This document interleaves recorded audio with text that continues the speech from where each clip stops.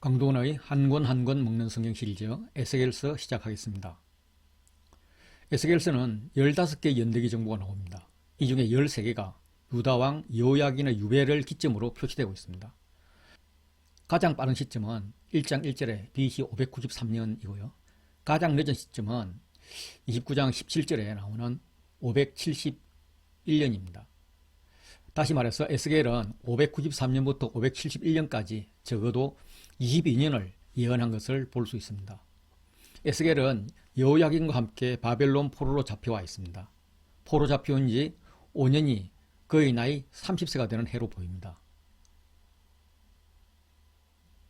성경에 나오는 유다의 바벨론 포로는 4차례 있습니다. 대략 살펴보면 첫째, 갈그미스 2차 전투 후 605년 승자인 바벨론에 의해서 중간에 끼어있던 유다가 포로로 끌려간 것이 바벨론 1차 포로입니다. 이때 다니엘이 포함되었습니다. 3년 후인 BC 601년 바벨론이 애굽의 반란 잔재를 없애기 위해서 대대적인 침공을 했다가 승리하지 못하고 돌아가자 유다왕 여호야김은 애굽을 믿고 바벨론 조공을 끊었습니다. 바벨론이 화가 났겠죠. 이걸 징계하고자 예루살렘 성을 에워쌌을 때 여호야김은 의문사했습니다. 그리고 아들 여호야긴이 왕이 되어서 느부갓네살 왕이 예루살렘에 도착하자마자 항복했습니다. 느부갓네살은 성전과 왕궁의 보물을 탈취하고 예루살렘에는 비참한 자만 남기고 여호야긴 왕을 비롯해서 반역을 일으킬 만한 모든 사람 18,000여 명을 사로잡아갔습니다. 이때 에스겔이 포함됩니다. 포로 후 5년부터 에스겔의 예언이 시작됩니다. 심판 예언이죠.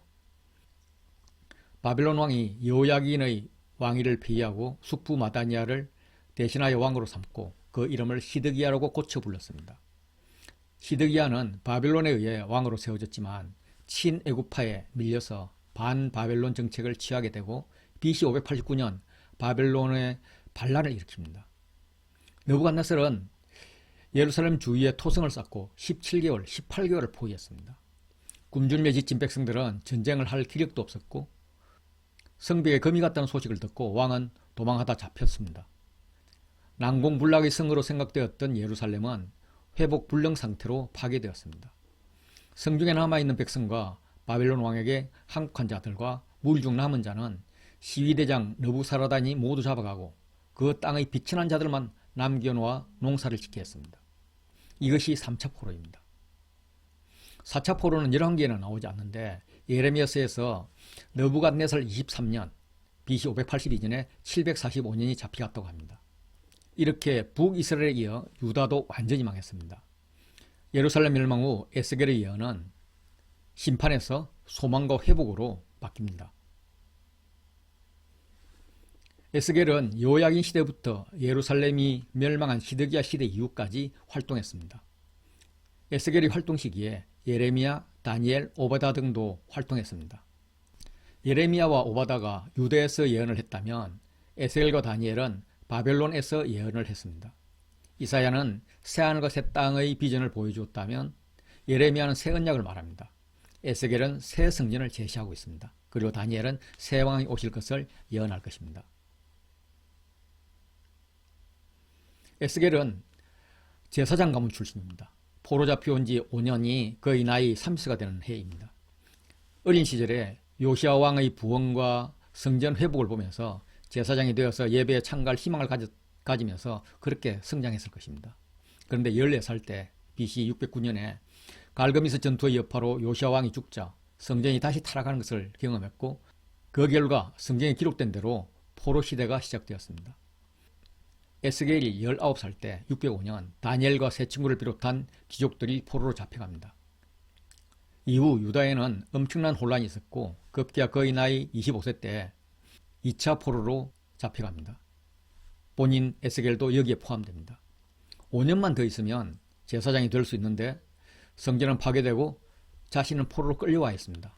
스스로 제사장이라고 하지만 성전이 없는 곳에서 제사장이 할 일은 없습니다. 30살이 되었을 때 바벨론에서 환상을 보게 됩니다. 정상적인 제사장의 꿈이 꺾인 상황에서 선지자로 부르심을 받은 것입니다.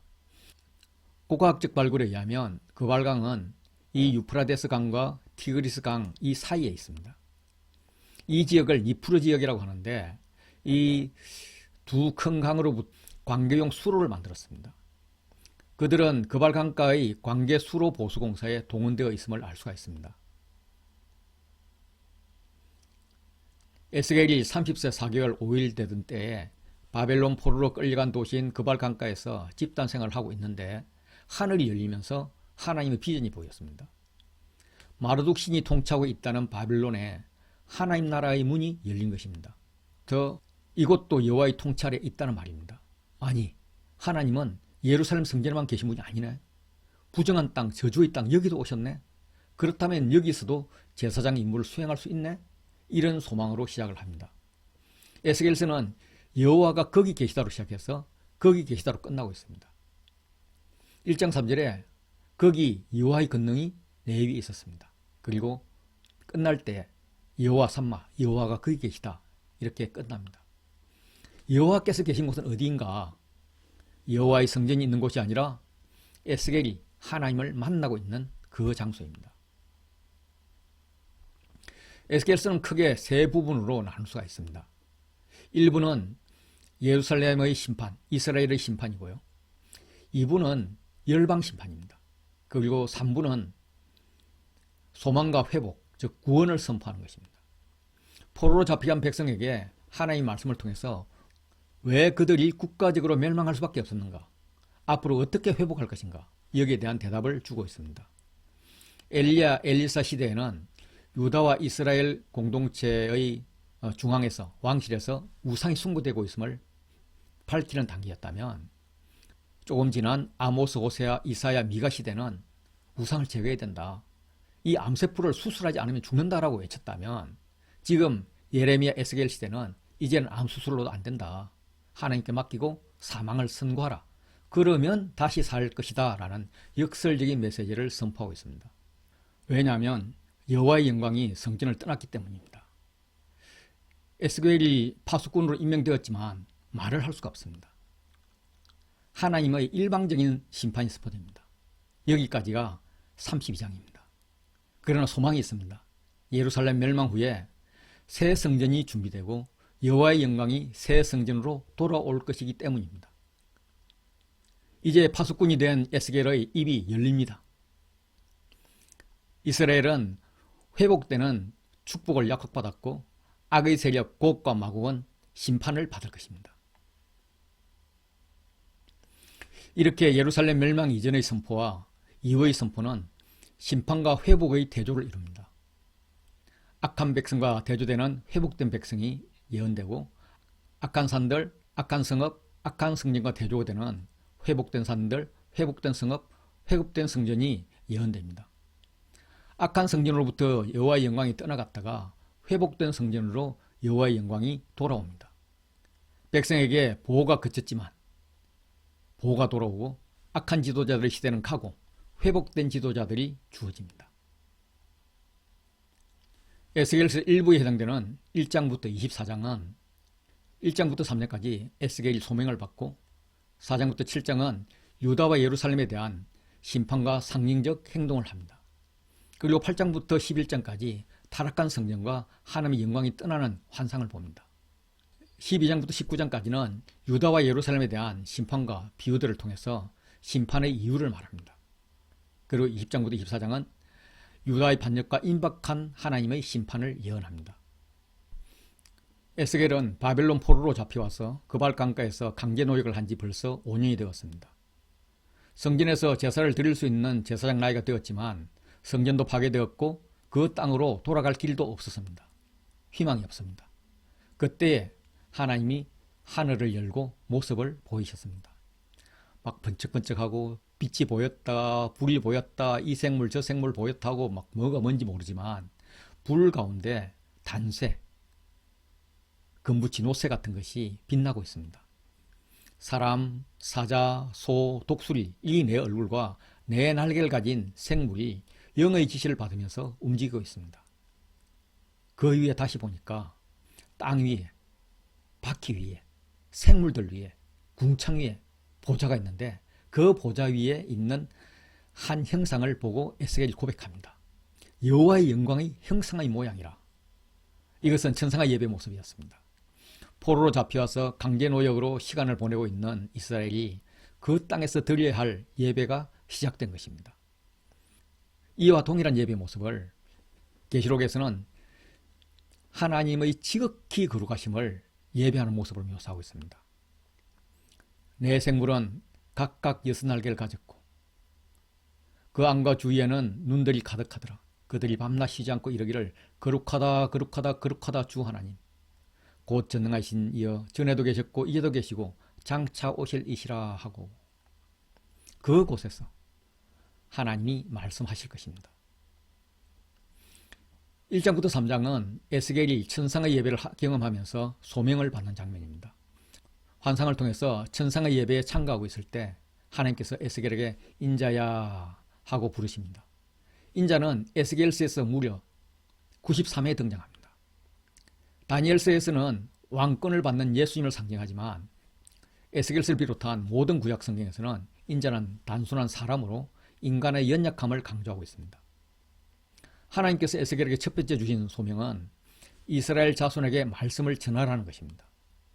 하나님의 평가에 있어서 이스라엘 자손은 패역한 백성이라고 강조합니다. 5번이나 강조합니다.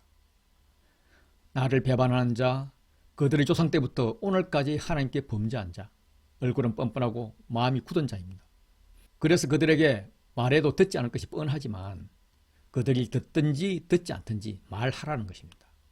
그들은 가시와 찔러 정갈같이 에스겔에게 상처 주고 위협할 것이지만 두려워하지 말라라고 3번이나 말씀하십니다. 여호와의 말씀을 전할 선지자 소명이 2장 3절부터 8절에 한번 나오고 3장 4절부터 11절에 한번 나옵니다. 그리고 그 중심에 패역한 이스라엘같이 패역하지 말고 내 입을 벌리고 내게 주는 것을 먹으라. 그 하나님 주시는 것은 두루마리 책입니다. 두루마리는 안팎으로 글이 있습니다. 당시에는 종이와 질이 좋지 않아서 한 면에만 글을 쓰는 것이 정상인데 무슨 하실 말씀이 글이 많은지 뒷면 우둘투둘한 부분에도 글이 있는 것입니다. 앞뒤로 빽빽히 기록된 글은 애가와 애곡과 재앙의 말씀입니다. 구원과 재앙은 심판의 양면인데 구원보다는 재앙을 강조하고 있는 것입니다. 하나님께서 안팎으로 애가와 애곡과 재앙의 말을 기록되어 있는 이 두루마리 책을 주시면서 너는 발견한 것을 먹으라. 너는 이 두루마리를 먹으라 라고 말씀하십니다. 그리고 이스라엘에게 말씀하시라는 거예요. 두루마리를 먹으니까 그것이 에스겔 입에는 달기가 꿀 같았습니다. 계시록에서 두루마리를 받아 먹으니까 요한도 같은 표현을 하고 있습니다. 내가 천사의 손에서 작은 두루마리를 갖다 먹어버리니 내 입에는 꿀같이 다나 먹은 후에는 내 배에서 쓰게 되더라. 에스겔은 이 체험으로 두려워서 떨면서 7일을 지냈습니다. 7일 후에 여호와의 말씀이 에스겔에게 임했습니다. 하나님은 에스겔을 이스라엘 족속의 파수꾼으로 세웠다 말씀하십니다. 파수꾼은 성박 적군의 침입, 위협, 불, 반란 이런 것들을 경고하는 역할을 합니다. 영적으로는 재앙이나 심판을 경고하는 역할입니다. 하나님은 에스겔에게 반드시 전해야 할 4가지 케이스를 들어서 경고하십니다. 결론은 상대가 듣든지 안 듣든지 악인이든 의인이든 에스겔이 경고해야 한다는 것입니다. 경고했을 때는 그 결과가 경고를 받는 자들에게 있을 것이고 경고하지 않았을 때는 악인이 구원을 받지 못하거나 의인이 악인이 될 경우 그 핏값을 에스겔의 손에서 찾을 것이다. 파수꾼의 손에서 찾을 것이라고 말합니다. 그래서 에스겔은 하나님의 말씀을 담대히 전해야 되겠다고 결심했을 것입니다. 그런데 여호와께서 가서 내 집에 들어가서 문을 닫으라 명하신 후에 3가지 말씀을 하십니다. 무리가 내 위에 줄을 놓아 너를 동이 매리니 내가 그들 가운데 나오지 못할 것이라. 말하러 나오지 못합니다. 내 혀를 내 입천장에 붙게 하여 말 못하는 자가 될 것이다. 내가 너와 말할 때에 그 때에야 내 입을 열 것이다. 이렇게 말씀하십니다. 에스겔을 기껏 말씀 사역자로 세우시더니 7일 말을 못하게 하시고 7일 후에 다시 임하셔서 파수꾼으로 임명을 하시더니 집에 들어가서 문 꼭 닫고 꼼짝도 못하게 묶어버리시고는 말할 때를 기다리라 라고 하시는 겁니다. 에스겔의 입이 언제 열릴까? 하나님이 에스겔과 곧 말을 했을 것이라고 주장하는 학자도 있습니다. 그래서 곧 말할 수 있었다고 주장하는 학자들도 있습니다. 반면에 7년 6개월 후인 33장 21절 22절에 갔어야 처음 말문이 트였다고 해석하는 학자들도 있습니다.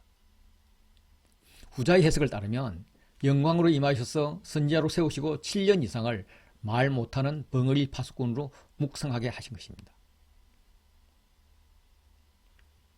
4장부터 7장은 유다와 예루살렘 멸망에 대한 세 가지 상징적 행동들과 세 가지 심판을 말씀합니다. 여호와께서 토판을 만들어서 예루살렘을 상징하는 성읍을 새기고 성을 공략하는 장비를 그려넣게 하시는데 바벨론의 공격 순수와 비슷합니다. 성을 포위하고 사닥다리를 세우고 흙으로 언덕을 쌓고 공성태를 둘러 세웁니다. 공성태는 성을 무너뜨리는 무기예요. 곧 성이 포위될 것이란 말입니다. 이어 에스겔에게 요구되는 상징적 행동은 이스라엘 족속의 죄악을 짊어지고 왼쪽으로 누워서 390일 동안 이스라엘 죄를 담당하고 오른쪽으로 누워서 40일 동안 유다 족속의 죄를 담당하게 합니다. 합계 430일입니다. 눕는 날수는 범죄한 횟수를 상징합니다. 430일은 430년이고 430년은 애굽에서 종살이했던 기간입니다. 이스라엘과 유다 족속이 죄값을 치러야 할 기간이라는 겁니다. 두 번째는 양식과 물의 부족을 상징하는 행동을 명령받습니다. 장정 한 끼 식량인 20세겔, 한 230g 정도 되는데 이 음식으로 하루를 버티게 합니다. 물도 한 600cc 정도만 마시라고 합니다. 인분으로 불을 피워서 떡을 만들어 먹으라고 합니다. 에스겔이 기겁해서 나 그렇게 못합니다 하니까 그래 쇠똥으로 바꿔주지 이렇게 말씀하십니다. 이것은 여러 나라로 쫓아 흩어버릴 이스라엘 자손이 거기서 이 같은 부정한 떡을 먹게 될 것을 상징적으로 표현하는 것입니다. 그 양식마저도 끊어버리겠다고 말씀하십니다. 세 번째로 에스겔에게 날카로운 칼을 가져다가 삭도로 삼아서 내 머리털과 수염을 깎으라. 그것을 저울로 달아서 3분의 1씩 나누어 두라 명령하셨습니다. 머리털과 수염을 깎는 것은 이방 정복자들에게 의해서 학살되고 황폐화되어서 포로로 끌려간다는 의미입니다. 저울로 달아 나누라는 것은 죄의 무게를 달아서 심판할 것을 의미합니다. 그 달아두었던 죄는 예루살렘 성읍을 에워싸는 날이 차면 본격적으로 심판할 것입니다. 틀 3분의 1은 성읍 안에서 불사르고 성읍 안에서 전염병과 기근으로 죽을 겁니다. 틀 3분의 1은 성읍 사방에서 칼로 치고 전쟁으로 죽을 것이란 겁니다. 틀 3분의 1은 바람이 흩트라 강나라로 흩어버릴 것이고 도망간 그곳에서도 살육을 피할 수 없을 것이라고 합니다. 틀 중에서 조금 3분의 1씩 나누는데 표시도 안 날 만큼 내 옷자락에 싸고 그 가운데서도 얼마나 불에 던져서 살라버리라고 말씀하셔요. 그 중에서도 극히 일부 3분의 1을 측정하는데 표시나지 않을 정도의 소량의 틀을 옷자락에 싸서 보호할 듯 했는데 그 가운데도 얼마는 불에 던져버리려고 합니다. 철저한 심판을 말씀하십니다. 이 상징적 행동들과 심판 메시지는 예루살렘이 아니라 바벨론 그발 강가에 포로로 끌려와 있는 백성들에게 전하는 예언입니다. 무슨 의미일까요? 너희는 포로로 잡혀온 것이 아니다. 멸망의 땅에서 안전한 곳으로 미리 옮겨진 자이다. 이런 격려로 들립니다. 유다와 예루살렘의 멸망에 대한 세 가지 상징 행동에 이어서 세 가지 심판의 말씀이 이어집니다. 먼저 예루살렘 심판입니다. 하나님은 이스라엘을 세계의 중심에 두고 이방의 하나님 말씀을 전하는 제사장 나라로 세웠지만 그들이 율례와 규례를 전하기는커녕 율례를 거슬러 이방인보다 더 악을 행했습니다. 그래서 이스라엘은 가장 우선적으로 벌을 주어야 할 하나님의 주적이 되었습니다. 이와 열심으로 징벌함으로 분을 풀겠다고 합니다. 두 번째는 이스라엘 산의 심판입니다.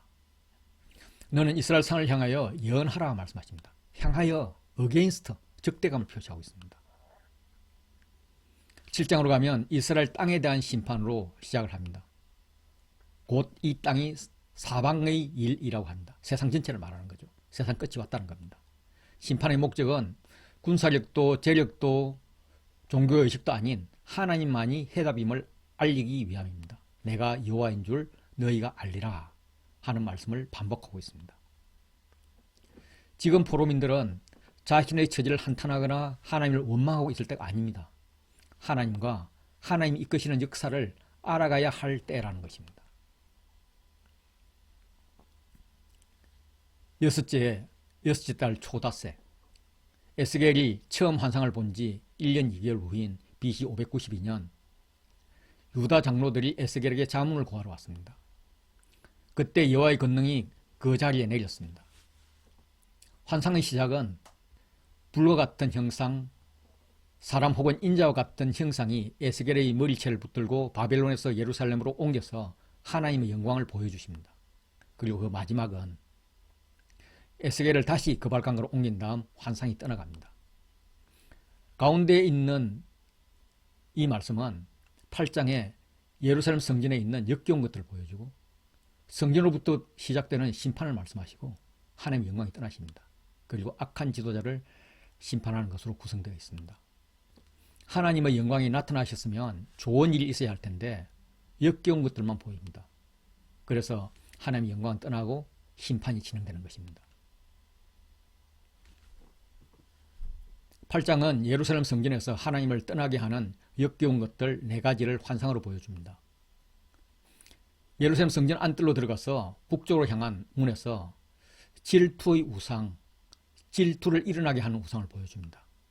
가나안 신화에서 북쪽으로 향한 문은 바알 궁전이 있는 방향입니다. 바알이 감히 여호와의 성전에 들어와 있는 것입니다. 다시 말해 이스라엘이 하나님을 예배드린다면서 바알을 겸하여 섬기고 있는 이런 모습입니다. 그들이 여기에서 크게 가증한 일을 행합니다. 그래서 나로 내 성소를 멀리 떠나게 하느니라 라고 하나님께서 한탄하시죠. 그러면서 또 다른 큰 가증한 일을 보여주시겠다고 합니다. 하나님은 이 역겨운, 이 가증한 장소에 계실 수가 없습니다. 다시 그가 이끌려간 곳은 각양 곤충과 가증한 짐승과 이스라엘 족속의 모든 우상들을 그 사방벽에 걸려놓고 이스라엘 족속 장로 70명이 각기 손에 향로를 들고 제사를 지내고 있습니다. 우상에게 분향하는 장로들 가운데 사반의 아들 야샤냐도 있는데 그 사반은 누구냐 하면 요시아 왕의 서기관으로 성전개혁을 주도했던 자입니다. 그 아들이 지금 우상을 숭배하고 있습니다. 여호와의 전으로 들어가는 북문에 이르렀을 때 보니까 거기에 여인들이 앉아서 단무스를 위해서 애곡하고 있습니다. 당시 사람들은 이 단무스가 하지경, 6철이죠. 6월 말이죠. 죽어서 지하색으로 들어가기 때문에 낮이 짧아지고 식물이 시든다고 생각을 했고 단무스가 부활해야 식물이 소생한다고 생각했습니다. 그래서 단무스 숭배자들은 단무스가 지혜세계로 내려간 동안 그가 부활하도록 애곡하는 의식을 행했습니다. 이걸 지금 여호와의 백성의 여자들이 지금 하고 있다는 겁니다. 네 번째로는 여호와의 성전문 곧 이제 현관 그리고 제단 그 사이에 고관 25명이 여호와의 성전을 등지고 얼굴을 동쪽으로 향해서 동쪽 태양에게 예배하고 있습니다. 이 역기운 4가지 예를 통해서 알 수 있는 것은 장로로부터 여인까지 모든 백성이 우상을 숭배하고 있습니다. 성전 밖에서는 질투의 우상을, 성전 안에서는 각종 가증한 우상을 숭배하고 있습니다. 하나님께서 도저히 두고 볼 수 없는 지경입니다. 그러므로 나도 분노로 갚아 불쌍히 여기지 아니하며 긍휼을 베풀지도 아니하리니 그들이 큰 소리로 내 귀에 부르지도 내가 듣지 아니하리라. 이렇게 하나님께서 말씀하십니다. 하나님이 큰 소리를 명령하셨습니다. 이 성읍을 관할하는 자들이 각기 죽이는 무기를 손에 들고 나오게 하라. 에스겔이 본 것은 성읍을 관할하는 자 6명이 나오는데 각기 죽이는 무기를 손에 잡고 있었고 한 명은 가는 베옷을 입고 허리에 서기관의 먹그릇을 차고 있었습니다. 여호와께서 서기관의 먹그릇을 찬 사람을 불러서 너는 예루살렘 성읍 중에 순행하여 모든 가증한 일에 대해서 탄식하여 우는 자의 이마에 표를 그리라 라고 지시하십니다. 이 표는 의인과 악인을 구분하는 표입니다. 출애굽기 12장에서는 구원의 상징으로 문설주 위에 표를 해놓으면 그 집은 지나가서 장자가 죽지 않았습니다. 여호수아에서는 기생 라합의 집에 표시를 하면 그 집의 사람은 죽지 않았습니다. 이 표는 계시록에도 등장을 합니다. 이르되 우리가 하나님의 종들의 이마에 인치기까지 아직 아무도 해하지 마라. 보라, 어린 양이 시온산에 섰고 그와 함께 14만 4천이 서 있는데 그들의 이마에는 어린 양의 이름과 그 아버지의 이름을 쓴 것이 있더라. 죽이는 무기를 든 자들에게 지시했습니다. 너희는 성읍 중에 다니면서 늙은 자와 젊은 자와 처녀와 어린이와 여자를 다 죽이되 이마에 표 있는 자에게는 가까이 하지 말라. 이것은 내 성소에서부터 시작하라. 하나님의 징계는 성소에서부터 시작합니다. 장로들로부터 시작될 것입니다. 지성소에 있어야 할 여호와의 영광이 성전을 떠났습니다. 10장 4절 보시면 여호와의 영광이 거룩에서 올라와 성전 문지방에 머물고 있었습니다. 그래서 떠날 준비를 합니다. 18절 보면 여호와의 영광이 성전 문지방을 떠나서 그룹들 위에 머뭅니다. 그리고 동문에 머뭅니다. 그리고 여호와의 영광이 성읍 가운데에서부터 올라가서 성읍 동쪽 산에 머무르고 있습니다. 그리고 여호와의 영광은 동쪽으로 더 이동합니다. 에스겔을 들어서 그발강과 포로 공동체에 내려주고는 떠나서 올라갑니다. 이렇게 떠나간 여호와의 영이 43장에 가서야 새 성전이 완성된 다음에 돌아옵니다. 에스겔은 성전 동문에서 백성의 고관 25명을 보았습니다. 동쪽 태양에게 예배하던 자들입니다. 아마도 예루살렘에서 권력을 장악한 신흥 세력일 것입니다. 그들은 예루살렘 반란을 수습하고 또 포로로 잡혀가 있는 형제들을 품어야 하는데 오히려 포로로 끌려간 자들이 죄의 값을 받았고 자신들은 하나님의 은혜로 잡히지 않아서 복받은 자다, 이렇게 안일하게 생각했습니다. 그들이 하는 말은 이 성읍은 가마가 되고 우리는 고기가 된다 라는 것입니다.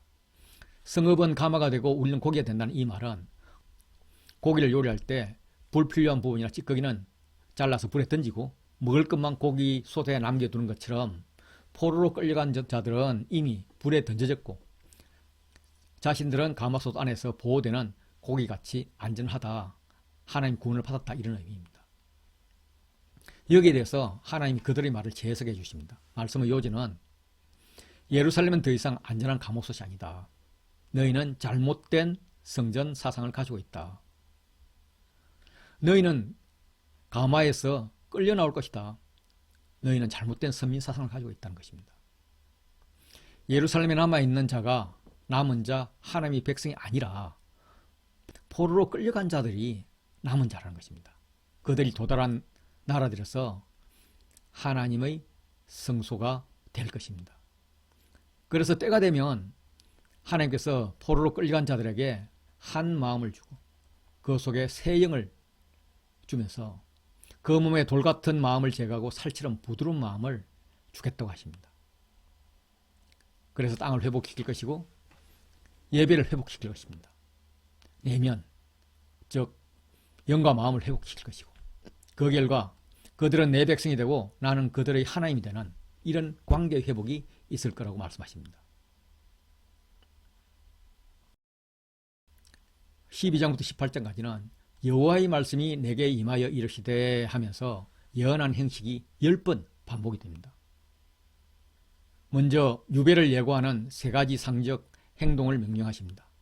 낮에 끌려가는 포로 행장을 꾸미고 밖에 내놓아서 누가 보더라도 포로의 행장같이 하며 저물 때 성벽을 뚫고 깜깜할 때 포로되어 가는 자 같이 밖으로 나가라. 이 에스겔 행동의 의미를 또 백성에게 알려줍니다. 왕이 어두울 때 행장을 메고 도망가면서 눈으로 땅을 보지 않게 되며 자기 얼굴을 가릴 것이라고 말합니다. 이는 BC 586년 이루어집니다. 시드기야 왕은 도망을 가다가 잡혀서 두 눈이 뽑히고 그리고 죽게 됩니다. 하나님께서 이렇게 하시는 목적은 이렇게 하시는 이가 여호와인 줄 그들이 알게 하기 위함입니다. 내가 여호와인 줄 너희가 알리라, 그들이 알리라. 이 말씀은 에스겔서에 70번 정도 나옵니다. 이런 어두움 가운데도 불씨 같은 희망, 그 중에 몇 사람을 남겨서 칼과 기근과 전염병에 벗어나게 할 것입니다. 그 목적도 그들이 이르는 이방인 가운데 자기 모든 가정한 일을 자박하게 한 다음에 내가 여호와인 줄을 그들이 알게 하기 위함입니다. 2장 17절부터는 공포 속에서 먹고 마시는 상징적 행동을 통해서 땅의 백성들의 처지가 그렇게 될 것이라고 경고합니다. 12장 21절부터는 모든 묵시가 사라질 것이라는 그 속담을 사용하지 못하게 하겠다는 것입니다. 이 예언은 먼 훗날의 예언이다 라는 말도 못하게 하겠다는 것입니다. 다시 말해서 에스겔이 전하는 여호와의 말씀이 곧 이루어질 것이라는 말씀입니다. 이 예언이 BC 592년에 하신 말씀이니까 6년 후인 BC 586년에 이루어질 것을 예언하고 있는 것입니다. 13장은 이스라엘의 거짓 선지자들에게 화를 선포하십니다. 그리고 14장은 우상 숭배자들을 단죄합니다. 특별히 4가지 중한벌, 양식, 짐승, 칼, 전염병으로 심판합니다. 그래서 비록 노아, 다니엘, 욥 이 3사람이 거기 있을지라도 그들은 자기의 공의로 자기의 생명만 건질 것이다. 이 말씀을 2번 반복합니다. 어떤 사람도 자기의 공의로 자기만을 지킬 수 있을 뿐이지 다른 사람까지 지킬 수 없다는 말이죠. 그리고 공의를 가진 자만이, 하나님의 공의를 지킨 자만이 살아남을 수 있다는 말입니다. 15장은 쓸모없는 포도나무 이야기입니다. 포도나무는 이스라엘입니다. 포도나무에 포도 열매가 없다면 포도나무 줄기나 가지로 만들 수 있는 것이 아무것도 없습니다. 땔감으로 쓰이는 것이 최선인 거죠. 16장은 여인으로 비유된 예루살렘입니다. 예루살렘의 근본은 이방 땅이며 부모도 이방 사람들이었습니다. 태어날 때 누구도 돌보지 않은 여자아이와 같았습니다. 팔레스타인 사람들은 아이가 태어나면 탯줄을 자르고 씻어 보자기로 싸고 아이의 피부를 탄탄하게 해주기 위해서 소금과 기름을 섞어서 몸에 발라주는 풍습이 있었습니다. 지금도 있다고 합니다. 그런데 예루살렘에는 이 중에 한 가지도 하지 않았습니다. 왜냐하면 출생을 원하지 않았던 자식이기 때문이었습니다. 천하게 이겨서 광야에 버려졌습니다. 버려진 자식은 굶어 죽든지 얼어 죽든지 짐승에 먹히기 마련인데 우연히 어쩌면 일부러 하나님이 지나가시면서 피투성이가 발부둥하는 것을 보고 생명을 허락합니다. 너는 피투성이라도 살아있으라. 너는 피투성이라도 살아있으라. 2번 강조합니다. 하나님이 2번째 지나가면서 결혼할 나이가 되었지만 청혼자가 없는 예루살렘을 보았습니다. 그의 피를 씻고 옷과 신을 신기고 온갖 아름다운 장식물로 장식한 다음에 여호와의 아내로 삼고 왕후의 지위에 올려줍니다. 그러나 왕후가 된 이 예루살렘은 행음을 하기 시작합니다. 아수르, 바벨론, 애국과 돌아가면서 행음했습니다. 더욱이 하나님의 백성들하고 낳은 자녀들을 우상에게 데리고 가서 제물을 삼아서 살라 바쳤습니다. 그래서 하나님의 심판이 시작되었습니다. 하나님 보시기에 예루살렘 죄는 소돔보다 크고 심지어 사마리아보다도 배나 크기에 상응하는 벌을 주시는 것입니다. 그런데 하나님은 내가 너희 어렸을 때 너와 세운 언약을 기억하고 소돔과 사마리아뿐만 아니라 예루살렘까지도 사로잡힘을 풀어주고 옛 지위도 회복해 주시겠다고 하십니다. 그 목적은 내가 내게 내 언약을 세워 내가 여호와인 줄 내가 알게 하리니, 여호와인 줄 알게 하기 위함입니다. 용서를 받은 후에 기억하고 놀라고 부끄러워서 두말하지 못하게 하기 위함입니다.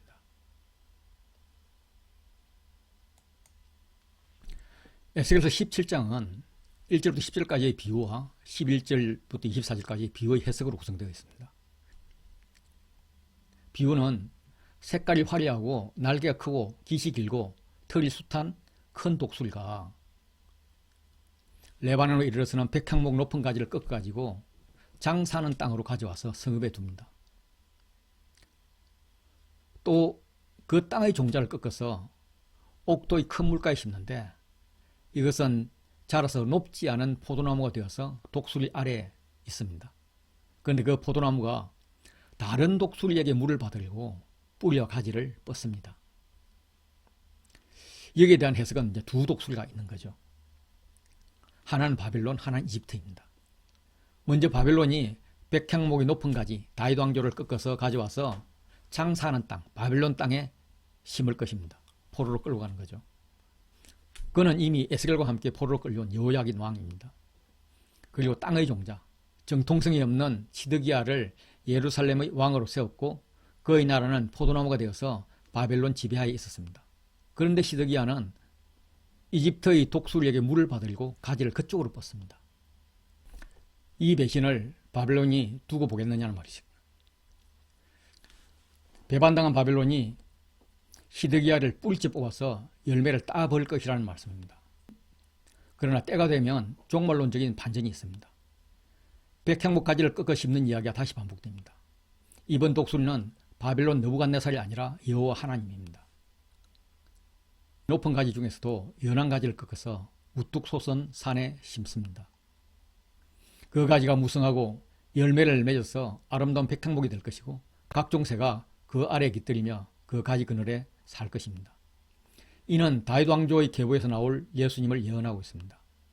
이 이미지를 예수님은 겨자씨 비유, 천국 비유에 사용했습니다.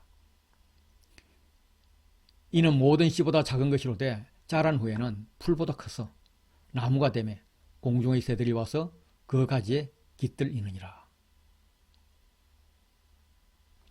18장은 신포도주 속담에 대한 것입니다. 당시 아버지가 신포도를 먹었으므로 그의 아들의 이가 시다, 이런 속담이 있었습니다.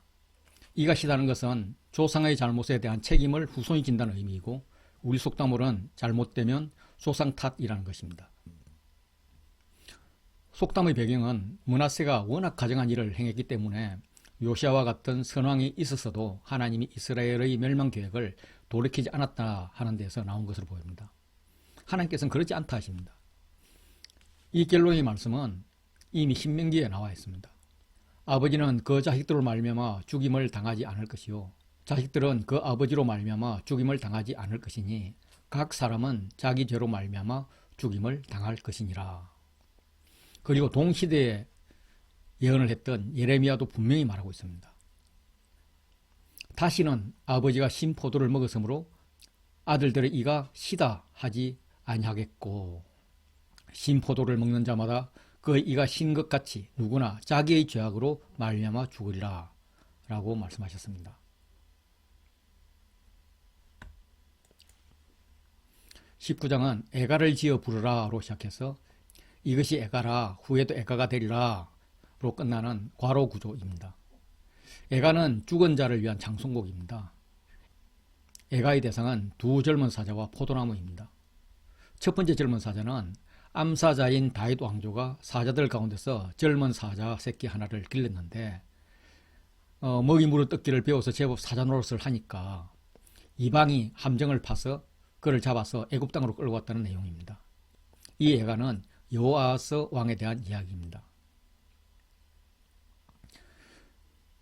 젊은 사자를 빼앗긴 암사자는 새끼 사자들 중에서 또 하나를 골라서 사자들의 지도자가 될 젊은 사자로 키웠는데 젊은 사자는 사자답게 먹이를 능숙하게 잡아 물어뜯습니다. 힘과 지혜의 관점에서는 지도자의 자질이 충분히 있는 젊은 사자인데 또 이방에 잡혀서 바벨론으로 끌려갑니다.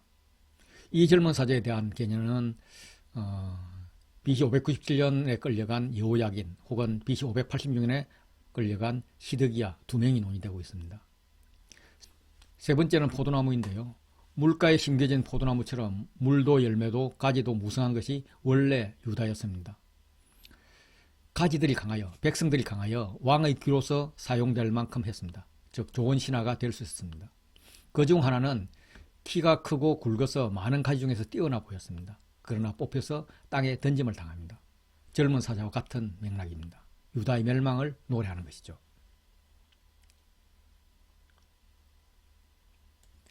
에스겔서 1부에서 1장부터 3장이 에스겔 소명을 받고 4장부터 7장이 유다와 예루살렘에 대한 심판을 알리는 상징적 행동을 했습니다. 이어서 8장부터 11장에 성전 환상과 하나님의 영광이 떠나가는 것을 보았고 12장부터 19장은 그 심판의 이유를 말하고 애가로 끝을 맺었습니다. 이제 20장부터 24장 유다의 반역에 대한 임박한 하나님의 심판을 선포합니다. 에스겔이 포로로 유배된 지 7째 해 5째 날, 오늘날 연대로는 BC 591년 7, 8월경입니다. 이스라엘 장로들이 또 방문을 했습니다. 너희가 내게 물을 받느냐? 물으려고 왔다는 말은 뭔가 요구하려고 왔다는 말입니다. 요구는 축복의 말씀일 겁니다. 그래서 하나님께서 거절하십니다. 하나님 그래도 여기까지 장로들이 왔는데 웬만하면 들어주시고 그냥 돌려보내지는 마시죠. 이런 생각을 하고 있을 즈음에 에스겔아, 내 입에서 나올 말이 뻔하지 않느냐. 내가 그들을 심판하려냐. 내가 그들을 심판하려냐. 하시면서 그들의 조상들의 죄로 인한 애굽 세대의 실패, 광야 1세대의 실패, 광야 2세대의 실패, 그리고 가나안 들어가서 약속의 땅에서 실패, 그리고 지금 포로지에서의 실패까지 이렇게 계속 실패를 말씀하십니다. 왜 실패를 말씀하실까요? 회개하라고요. 회개하라고. 회개를 요청하는 것입니다. 그리고 하나님께서 진행하실 제2 출애굽 광야를 말씀하십니다. 출애굽 광야에서 조상들을 심판했던 것 같이 이스라엘을 여러 나라의 광야로 인도하여서 심판하실 것이라고 하십니다. 그리고 당부합니다. 이스라엘 족속아, 너희가 내 말을 듣지 아니하려거든 가서 각각 그 우상을 섬기라. 그렇게 하려거든 이후에 다시는 너희 예물과 너희 우상들로 내 거룩한 이름을 더럽히지 말지니라. 제발 우상도 섬기고 하나님도 섬기고 그래가지고 여호와의 성전을 더럽히지 말라는 겁니다. 이 심판을 통과하고 도달한 곳에서 거룩한 예배의 회복이 일어날 것입니다. 20장 45절부터 21장은 칼의 노래입니다. 하나님은 예루살렘 성소를 향하여 이스라엘 땅에게 칼을 칼집에서 빼어내어 의인이든 악이든 다 죽일 것이라 예언하십니다. 그러므로 인자야, 너는 예언하며 손뼉을 쳐서 칼로 2-3번 거듭 쓰이게 하라. 이 칼은 죽이는 칼이라. 사람들을 둘러싸고 죽이는 큰 칼이로다. 이는 구체적으로 바벨론 왕의 칼입니다. 바벨론 왕은 암몬으로 가는 길과 유다로 가는 길 갈림길에서 점을 쳐서 예루살렘으로 향했습니다. 그래서 성문을 부수는 무기인 공성태, 이 공성태를 설치하고 성보다 높이 토성을 쌓고 성으로 올라갈 사닥다리를 세울 것입니다. 여호와가 엎드려뜨려서 다시 일어나지 못하게 되었다가 마땅히 얻을 자가 이르면 하나님이 그에게 주실 거라고 합니다. 마땅히 얻을 자는 가깝게는 느부갓네살, 궁극적으로는 메시아로 해석이 됩니다.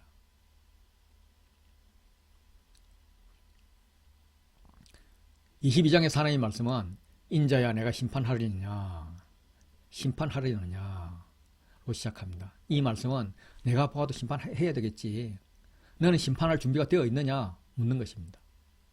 22장은 심판의 근거가 되는 고관들의 죄악으로 시작해서 심판의 근거가 되는 지도자의 부패로 끝이 나고 그 사이에 심판이 들어있는 ABA 구조로 되어 있습니다.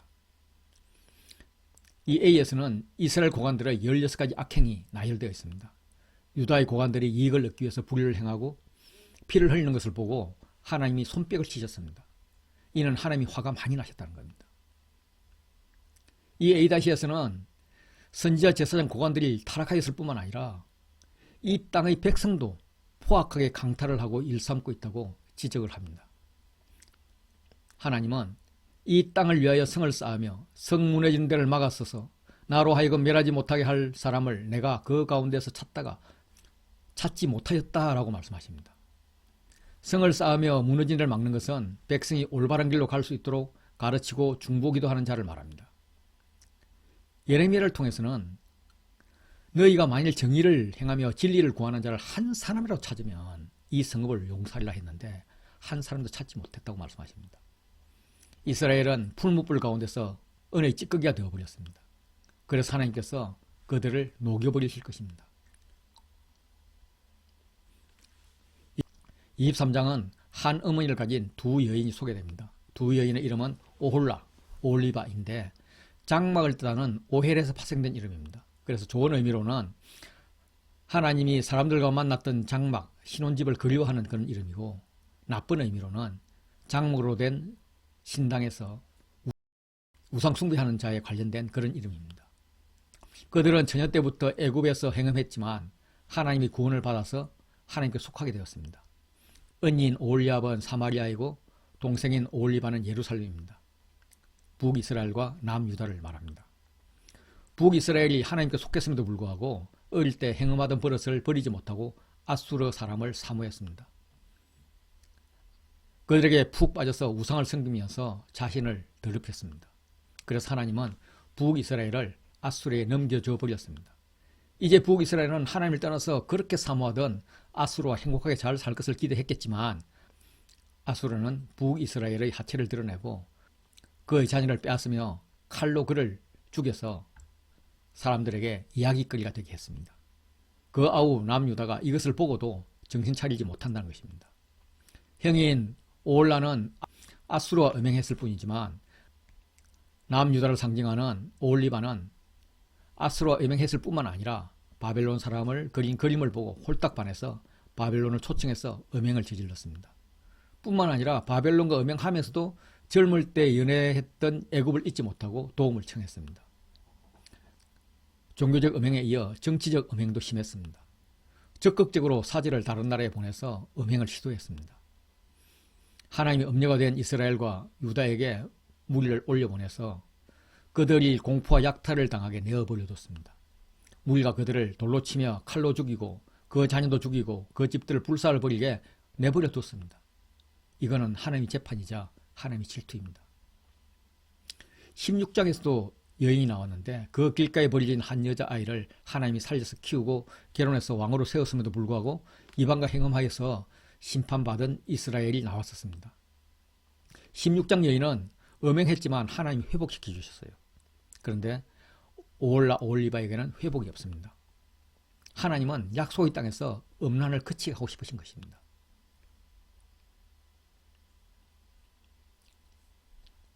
아홉째, 열째 달, 열째 날. 에스겔은 날짜의 기준을 여호야긴 왕으로 잡는데 이것은 특이하게도 시드기야 연대를 사용하고 있습니다. 이것은 BC 588년 7월 12월부터 그 다음 이듬해 1월 바벨론이 예루살렘을 포위하러 온 날을 말합니다. 유다를 반역하는 족속으로 규정하고 말씀하십니다. 가마 하나를 걸고 양떼 중 양 한 마리를 골라 각을 떠서 가마솥에 넣고 잘 삶을지어다.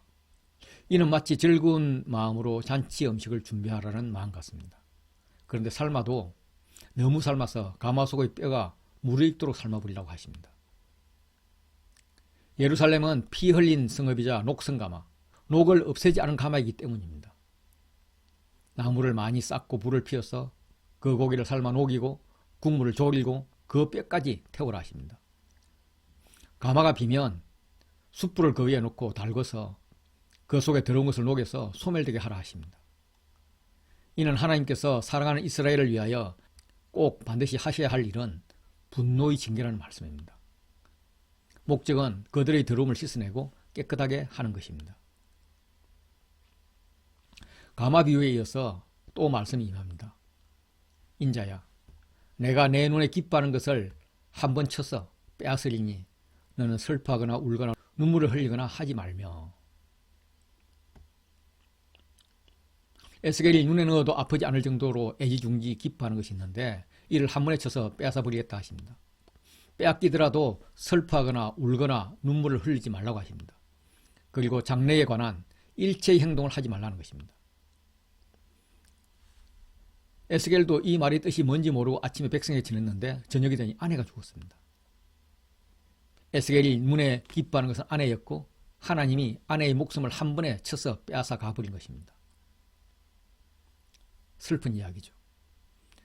에스겔의 눈의 기쁨이 그의 아내라면 이스라엘에게 눈의 기쁨이요 세력의 영광이요 마음의 아낌이 되는 것은 성전과 자녀들인데 하나님이 성전을 더럽히게 내버려 둘 것이고 자녀를 칼에 엎드리게 할 것이라는 말씀입니다. 열방에 대한 심판 오라클을 구성하고 있는 이 25장부터 32장은 암몬, 모압, 에돔, 블레셋, 두로, 시돈 6나라하고 마지막 애굽까지 7나라에 대한 예언입니다. 7나라는 모든 나라를 의미합니다. 이스라엘은 소우주이기 때문에 이스라엘 멸망은 우주의 멸망의 전조입니다. 이런 관점에서 열방의 멸망은 자연스러운 것입니다. 다른 한편으로는 이스라엘을 괴롭혔던 열방의 멸망은 이스라엘이 포로에서 풀려나서 고국 땅으로 돌아가 평안하게 살 수 있다는 소망입니다. 모든 나라의 심판 중심에는 이스라엘의 소망이 있습니다. 좀 더 근본적으로는 이스라엘의 평안과 소망이 열방으로 전해지기를 원하는 것입니다. 25장은 암몬, 모압, 에돔, 그리고 블레셋에 대한 심판으로 A. 심판, B. 내가 주 여호와인 줄 너희가 알리라 하는 후렴구, A. 심판, B. 후렴구 이렇게 AB 구조로 되어 있습니다. 이 나라들은 이스라엘과 오랜 적대관계였습니다. 여호사밧 때 암몬, 모압, 에돔이 연합하여서 유다를 공격해왔습니다. 북이스라엘이 멸망하자 암몬이 들어와서 살았고 여호야김 때 바벨론, 아람, 모압, 암몬 연합군으로 유다를 공격했습니다. 이 나라들을 고발하고 심판하십니다. 이 나라들에 대한 심판의 목적은 심판하시는 분이 여호와 하나님인 줄 알게 하시겠다는 것입니다. 두로의 심판에 대한 예언이 26장부터 28장까지 길게 이어집니다. 바벨론이 군사력으로 주변 나라를 정복했지만 두로는 해상무역과 교역으로 세상을 지배하고 있었습니다. 예루살렘은 육상무역의 거점이며 두로는 해상무역의 거점입니다. 근시안적으로 보면 예루살렘의 멸망이 두로의 이익이 될 수 있습니다. 육상무역의 거점까지 차지할 수 있으니까요. 이런 사고로 살아가는 두로에 하나님의 심판이 임할 것입니다. 두로는 육지의 두로와 섬의 두로 두 개의 항구로 구성되어 있어서 군사적으로는 난공불락의 요새라고 일컬어져 왔었습니다. 에스겔의 시기까지 육지 두로는 점령되었지만 한 번도 섬의 두로항은 정복된 적이 없습니다. 그 두로가 재건이 불가능한 그런 수준으로 황폐해지는 것을 보고 주변 나라들이 놀라며 애가를 부를 것이라고 예언하고 있습니다. 두로는 바다에서 동풍을 만납니다. 이는 여호와의 바람입니다. 두로가 가장 자신이 있었던 바다 가운데서 철저히 패망시킵니다. 두로의 멸망은 공포의 대상이 되었습니다. 27장 두로에 대한 애가에 이어서 28장에서 두로를 대표하는 두로왕에 대한 애가를 부릅니다. 두로에 지혜자가 많고 부와 힘이 있더라도 두로왕은 결국 사람이지 신이 아님을 분명히 하고 들어갑니다. 너는 사람이요 신이 아니거늘 사람일 뿐 신이 아니라. 두로왕은 모든 면에서 완전하게 창조되었는데 무역의 과정에서 부가 만들어졌고 더 많은 부를 얻기 위해서 폭력과 사기를 스스럼지 않는 죄를 범한 채로 성소를 드나들었습니다. 하나님의 산을 더럽힌 것입니다. 하나님께서 산에서 쫓아내셨고 불타는 돌들 사이에서 멸했습니다. 28장 20절부터 23절은 시돈에 임할 하나님의 심판을 예언합니다. 시돈은 두로와 한 통속입니다. 시돈에 대한 심판은 하나님의 영광, 하나님의 거룩함을 나타내는 것입니다. 29장부터 32장까지 애굽 심판은 7개의 메시지로 되어 있습니다. 열째 달 12째 날은 BC 587년 1월로 예루살렘이 바벨론에 포위된 지 약 1년 지난 후입니다. 성안의 양식은 떨어지고 그들의 기대는 애굽이 도와주는 것입니다. 하나님은 에스겔을 통해서 꿈 깨라고 말씀하십니다. 애굽이 도와주기는커녕 바벨론의 전리품이 될 것이라고 말씀하십니다. 애굽은 전성기를 회복하지 못합니다.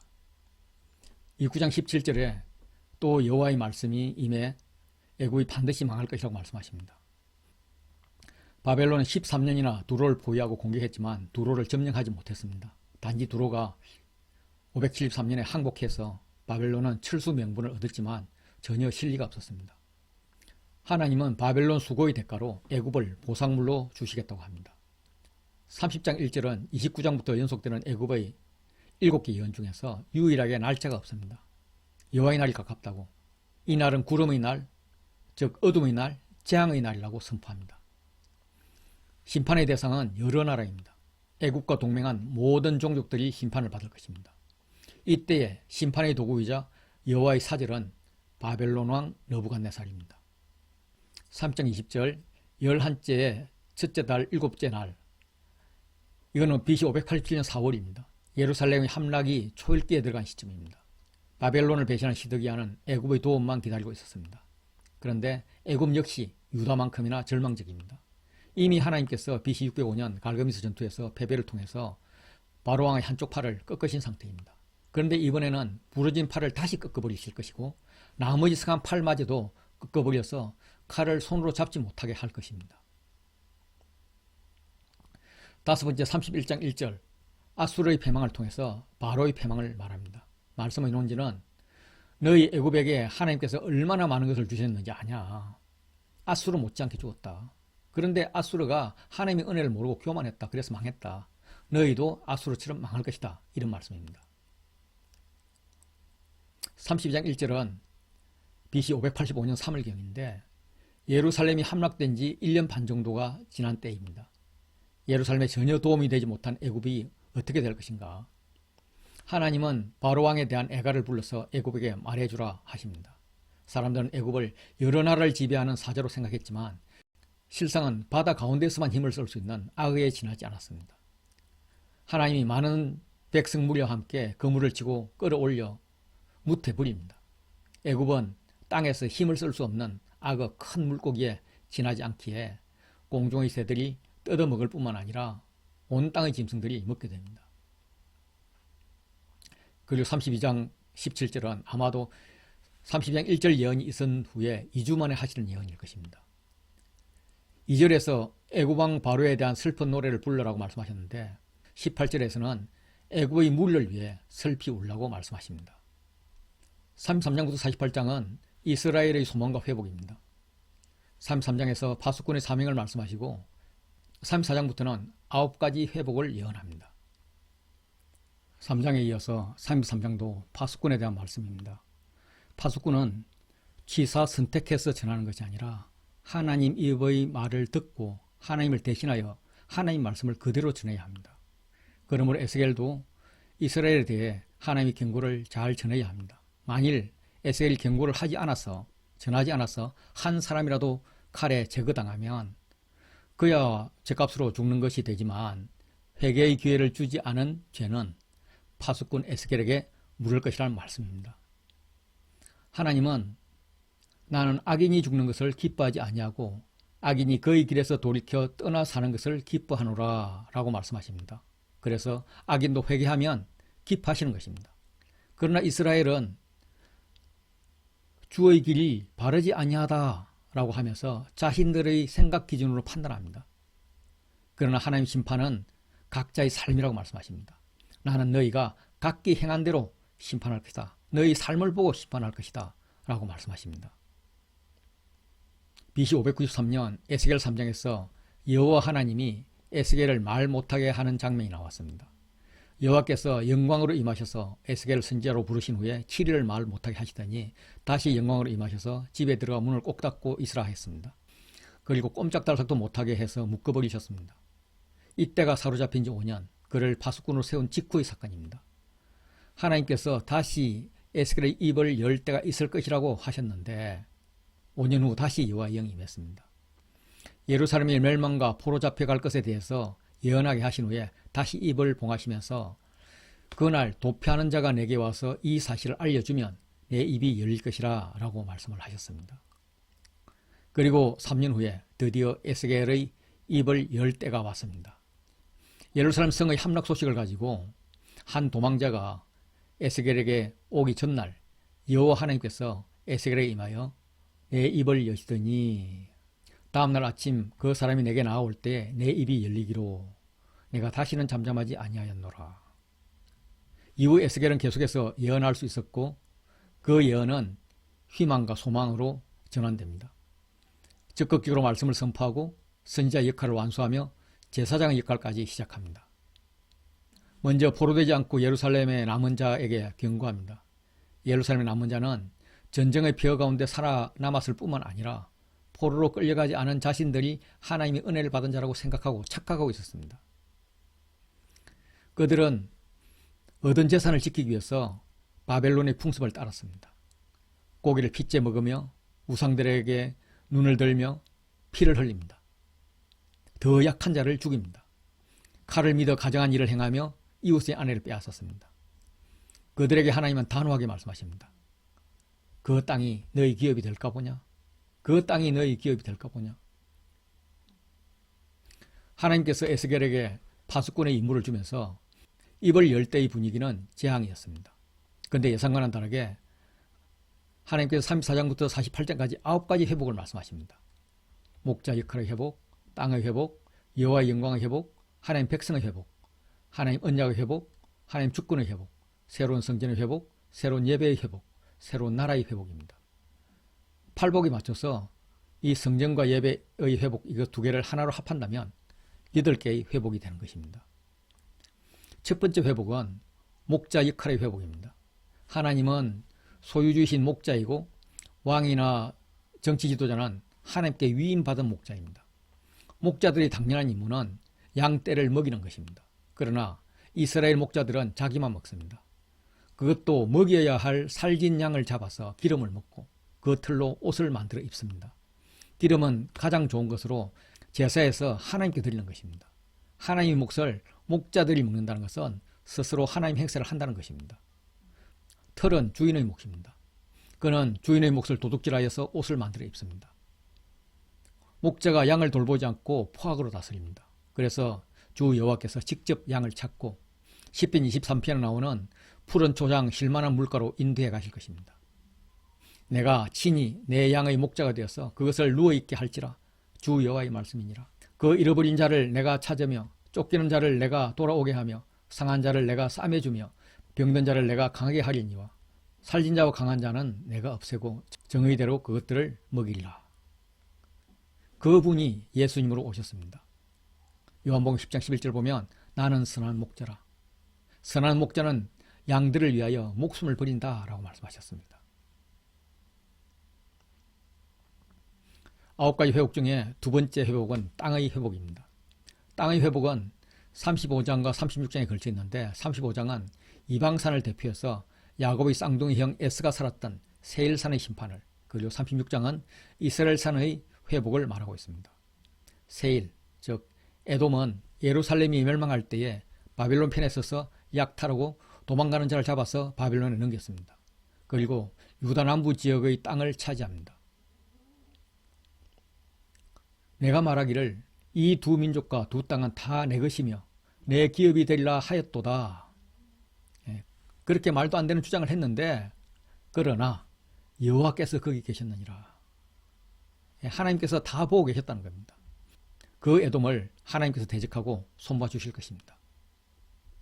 하나님은 세일산에서 고개를 돌려서 이스라엘의 산들을 향해서 예언하라 명하십니다. 이스라엘 땅이 이방인들의 노략거리와 조롱거리가 되었지만 다시 빼앗아 이스라엘에게 돌려주실 것입니다. 그들이 돌아올 때가 가까워왔습니다. 그러므로 이스라엘 땅은 가지를 내고 내 백성 이스라엘을 위하여 열매를 맺을 것입니다. 하나님 함께 하시며 사람들이 이스라엘 땅을 갈고 심을 것입니다. 그 사람들이 많을 텐데 그들이 성읍들에 거주하게 하며 빈 땅에 건축하게 할 것입니다. 이들은 이스라엘 온 족속입니다. 땅은 다시 백성을 삼키는 땅이 되지 않을 것입니다. 이스라엘이 땅을 얻고 땅은 영원히 이스라엘의 기업이 될 것입니다. 세 번째는 여호와의 영광의 회복입니다.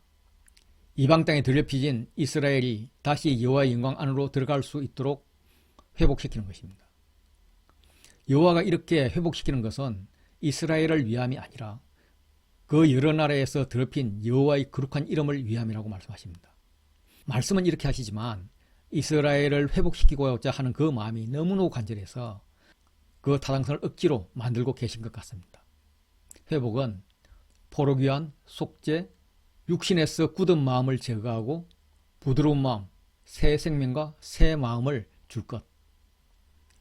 영을 백성 속에 두어서 애써 율법을 지키려는 노력이 아니라 성령의 힘으로 말씀을 지켜 행할 수 있도록 할 것. 하나님 주신 땅에서 영원히 거주하는 너희가 내 백성이 되고 나는 너희의 하나님 되리라 하는 완전한 언약의 회복이 이루어질 것. 그리고 곡석이 풍성하고 기근이 없는 평화의 시대가 열릴 것. 죄를 싫어하게 하여 다시는 여호와의 이름을 더럽히지 않을 것. 이 7가지입니다. 완전한 회복을 말합니다. 이것은 그냥 되는 것이 아닙니다. 여호와께서 이같이 말씀하셨습니다. 그래도 내가 다 해주더라도 이스라엘 족속이 이같이 자기들에게 이루어 주기를 내게 구하여야 할지라. 적어도 이스라엘이 기도를 해야 된다는 말입니다.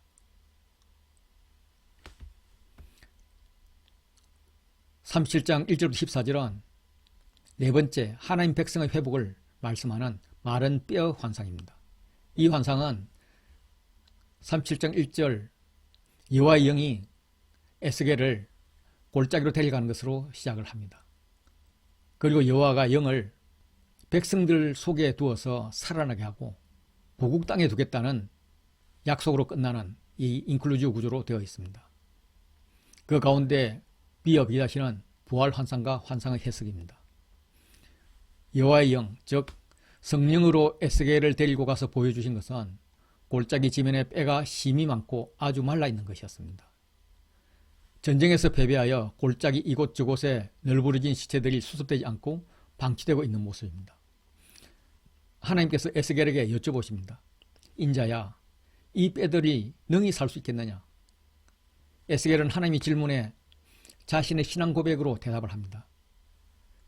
주 여호와여, 주께서 하시나이다. 주님만이 하실 수 있는 그런 일이다. 그의 대답은 합격이었습니다. 다음으로 뼈들에게 대언하는 임무가 주어집니다. 명령을 따라 대언하니까 보아라, 깜짝 놀랄 일이 벌어집니다. 뼈가 움직이며 이 뼈 저 뼈가 들어맞아 뼈들이 서로 연결됩니다. 그리고 또 보라, 더 놀라운 일은 그 뼈에 힘줄이 생기고 살이 오르며 그 위에 가죽이 덮입니다. 마지막으로 생기가 그들에게 들어가니까 그들이 곧 살아나서 큰 군대가 됩니다. 골짜기의 마른 뼈 환상은 여호와의 영을 이스라엘 속에 두어 살아나게 하겠다는 새 언약입니다. 지금은 비록 오랜 포로 생활로 인한 절망으로 골짜기에 있는 뼈같이 죽어 있지만 하나님의 말씀을 들음으로써 영적으로 소생할 것이며 마른 뼈들인 이스라엘이 하나님의 군대로 부활하여 영적 각성함으로써 고토를 회복할 것이라는 말씀입니다. 그 목적은 이 말을 하고 이룬 이가 누구라고요? 여호와인 줄 알게 하기 위함입니다.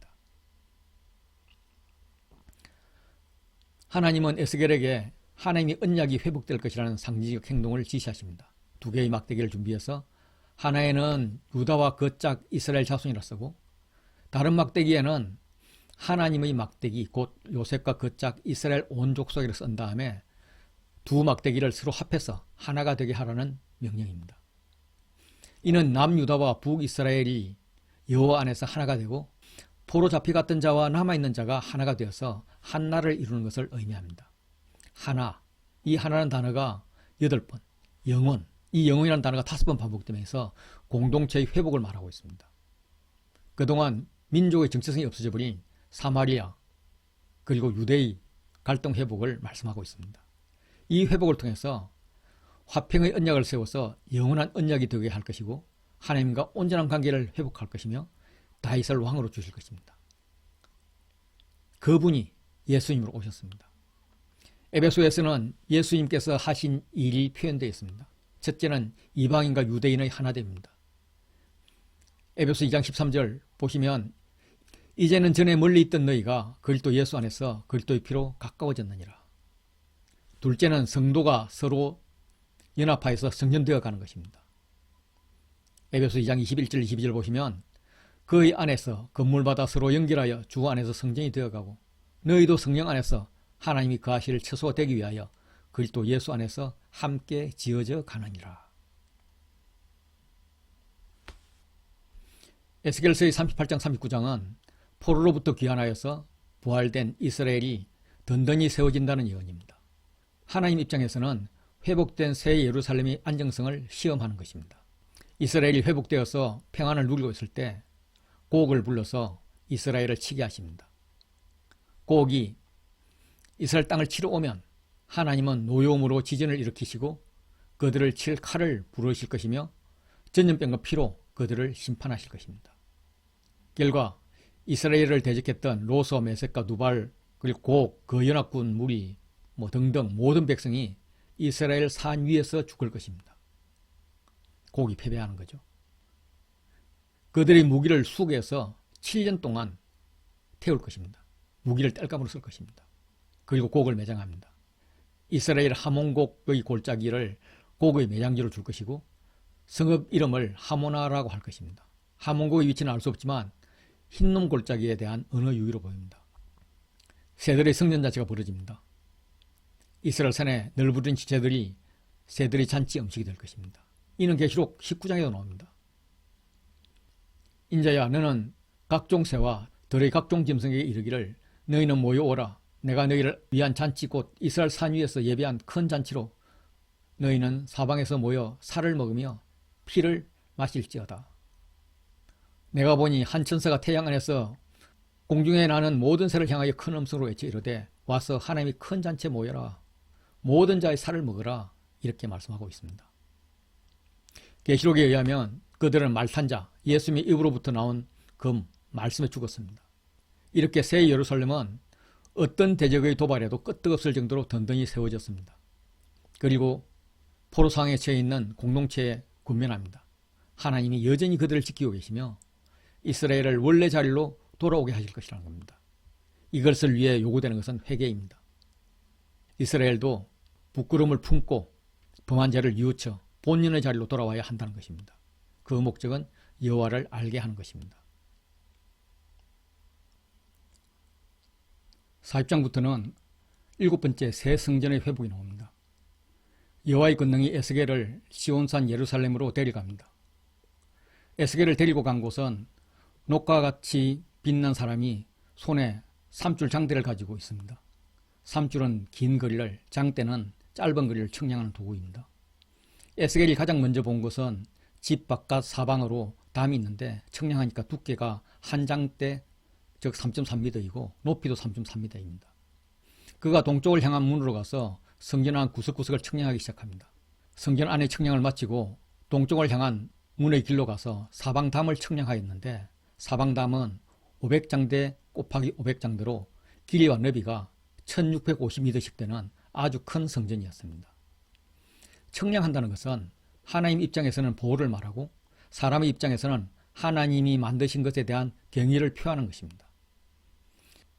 예루살렘 성전이 무너진 현실에서 참 성전은 여전히 하나님이 보호하고 계시고 여전히 존재하고 있습니다. 에스겔은 그 위용을 보면서 하나님께 감탄과 경의를 표하고 있는 것입니다. 에스겔이 환상 중에 간 곳은 동쪽을 향한 문이 있고 거기에 성전 안쪽과 성전 바깥쪽을 측량하는 것을 보았습니다. 그곳은 여호와의 영광이 머물다가 떠난 곳입니다. 지금 에스겔은 여호와의 영광과 함께 있습니다. 그곳 여호와의 성전 동문으로 여호와의 영광이 다시 돌아오셨습니다. 이스라엘 하나님 영광이 동쪽으로부터 오는데 여호와의 영광이 동문을 통하여 성전으로 들어가고 여호와의 영광이 성전에 가득하더라. 에스겔 성전에 대한 묘사가 무엇을 의미하는지는 정확히 알 수가 없지만 신약에서 성전에 대한 표현들을 통해서 우리는 추측해 볼 수 있습니다. 성전보다 더 크니 성전의 주인은 예수님입니다. 성소의 휘장이 위에서 아래로 하나님과 사람 사이에 맡긴담이 없어졌습니다. 너희가 성전을 헐라. 그래서 과거의 성전 사고에서 떠나야 합니다. 예수가 성전된 자기 육신을 가리켜 예수님을 본받아 자신을 희생해야 합니다. 너희가 하나님의 성전인 것, 내가 곧 성전이며 너희 몸은 너희 가운데 계신 하나님의 전, 성긴 내 몸은 깨끗해야 합니다. 우리는 살아계신 하나님의 성전, 그래야 내 안에 살아계신 하나님이 계실 수 있습니다. 그 안에 건물마다 서로 연결되어 주 안에서 성전이 되어가고 나와 나들이 모인 공동체가 성전인 것입니다. 어떤 사람이 아마도 예수님이 에스겔 곁에 서서 성전을 가리켜 말씀하십니다. 이는 내 보좌의 처소, 내 발을 두는 처소, 내가 이스라엘 족속 가운데 영원히 있을 곳이다. 하나님께서 이스라엘 가운데 영원히 사시게 하려면 이스라엘이 그 음란과 그 왕들의 시체를 멀리 제거해 버려야 됩니다. 에스겔이 해야 할 일은 모든 규례와 그 모든 법도와 그 모든 율례를 알게 하고 그들로 모든 법도와 모든 규례를 지켜 행하게 하는 것입니다. 이걸 위해서 그것을 쓰는 거죠. 에스겔이 이 말씀에 근거해서 기록하기 시작했습니다. 선지자에서 토라를 기록하는 제사장이 되었습니다. 그가 기록한 성전법의 요지는 성전의 법은 이러하니라, 성전의 법은 이러하니라. 그 사이에 있는 강조점은 산 꼭대기 지점의 주인은 지극히 거룩하리라 입니다. 거룩함이 법의 시작이며 기준입니다. 43장 13절부터 46장까지는 새로운 예배의 회복입니다. 예배의 회복은 하나님께 번제를 드리며 피를 뿌리는 제단의 법으로부터 시작됩니다. 제단의 크기와 모양을 말씀하시는데 되게 복잡합니다. 결론은 사람의 생각이나 사람의 편의가 아닌 하나님의 정확한 지시에 의해서 제단이 준비되어야 한다는 거죠. 제단이 만들어지면 속죄제를 드리려 하십니다. 속죄제에서 흠없는 수송아지 한 마리와 때 가운데서 흠없는 순양 한 마리를 번제로 드리는데 그 위에 소금을 치라 하십니다. 이는 언약의 소금입니다. 언약의 영원성을 강조하는 것입니다. 언약을 부패하지 않게 하겠다는 다짐입니다. 속죄제가 끝나면 다음날 백성들이 번제와 감사제를 드리려고 합니다. 그리하면 내가 너희를 즐겁게 받으리라. 하나님은 제사 제물과 너희를 동일시하십니다. 그래서 제물은 나의 삶을 말하는 것입니다. 성소 동쪽 바깥문이 닫혀 있습니다. 이 문은 다시 열지 않을 것입니다. 왜냐하면 이스라엘의 하나님 여호와가 그리로 들어왔기 때문입니다. 여호와 외에는 아무도 들어오지 못하게 하는 것입니다.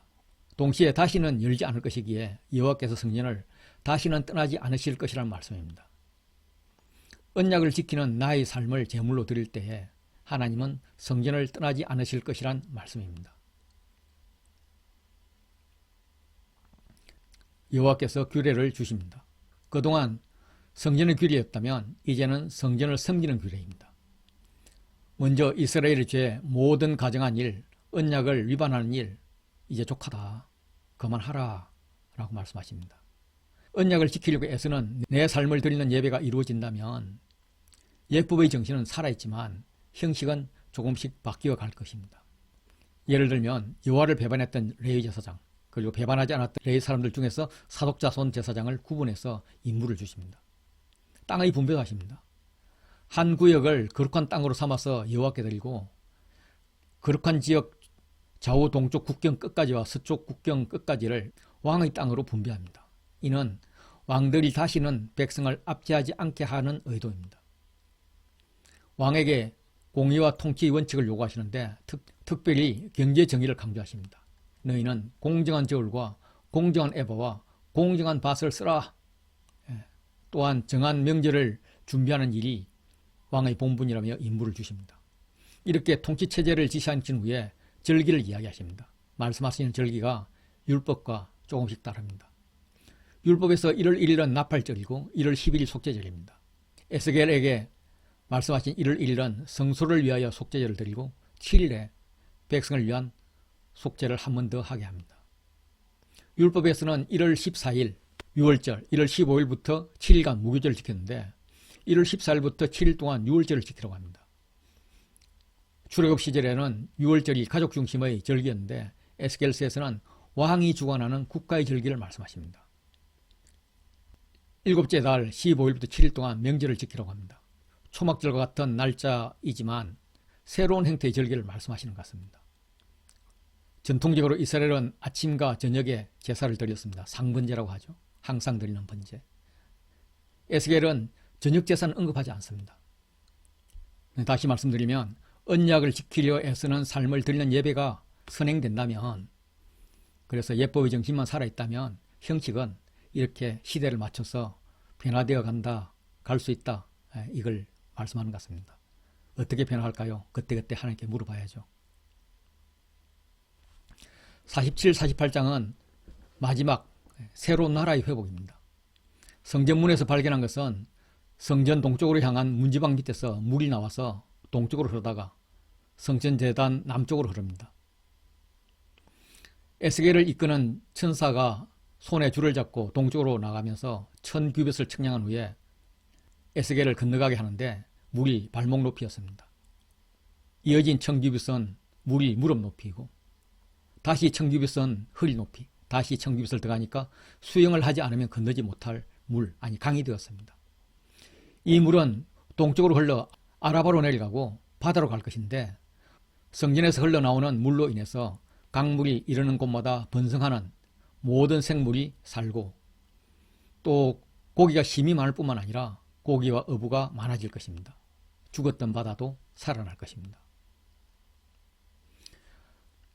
다니엘의 환상에서는 물 대신 불이 흘러나왔습니다. 예수님도 생수의 표현을 많이 했었습니다. 명절 끝날 곧 큰날에 예수께서 서서 외쳐 이르시되 누구든지 목마르거든 내게로 와서 마시라. 나를 믿는 자는 성경에 이른 것 같이 그 배에서 생수의 강이 흘러나오리라. 이 물은 예수님이 십자가에 돌아가셨을 때에도 예수님으로부터 나옴을 확증해 주셨습니다.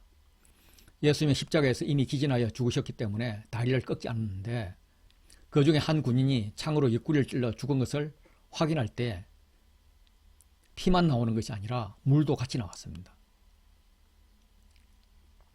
그 중 한 군인이 창으로 옆구리를 찌르니 곧 피와 물이 나오더라. 그리고 요한계시록에서 이를 해석해 줍니다. 그가 수정같이 맑은 생명수 강을 내게 보이니 하나님과 어린 양의 보좌로부터 나와서 길 가운데로 흐르는데 강 좌우에는 생명나무가 있어서 12가지 열매를 맺고 달마다 그 열매를 맺고 나무 잎사귀는 만국을 치료하기 위하여 있더라.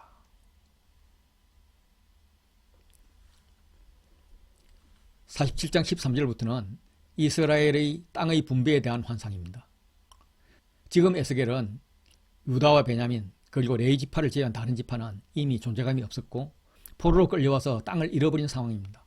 그런데 이스라엘 12지파, 기업 두 단어를 사용하십니다. 땅의 경계선은 모세에게 약속하셨던 땅과 본질적으로 같다고 볼 수 있습니다. 특히 동쪽으로는 요단강까지입니다. 역사적으로 요단강 동편의 땅은 르우벤, 갓, 므낫세 반지파가 차지했으나 이 지역을 포함하지 않고 있습니다. 땅을 지파대로 나누어 가지되 지파와 같이 살고 있는 타국인 가족들에게도 땅을 나누어 주고 있습니다. 이스라엘에서 타국인들이 할례를 받으면 유월절 식사와 예배에 참가할 수는 있었지만 땅은 차지할 수 없었습니다. 그런데 그 타국인을 본토에 난 이스라엘 족속같이 여기고 그들도 이스라엘 지파 중에서 너희와 함께 기업을 얻게 하되 타국인이 머물러 사는 그 지파에서 기업을 줄지니라 라고 말씀을 하십니다. 이렇게 성읍이 완성된 그날 후로는 그 성읍의 이름을 여호와 삼마라고 합니다. 여호와 삼마는 여호와께서 거기 계시다 하는 의미입니다. 에스겔은 활동 초기에 여호와의 영광이 성전에서 나와서 성읍을 떠나는 환상을 보았는데 돌아오신 여호와께서 거기 그 성읍에 계십니다. 이것이 이스라엘의 소망입니다.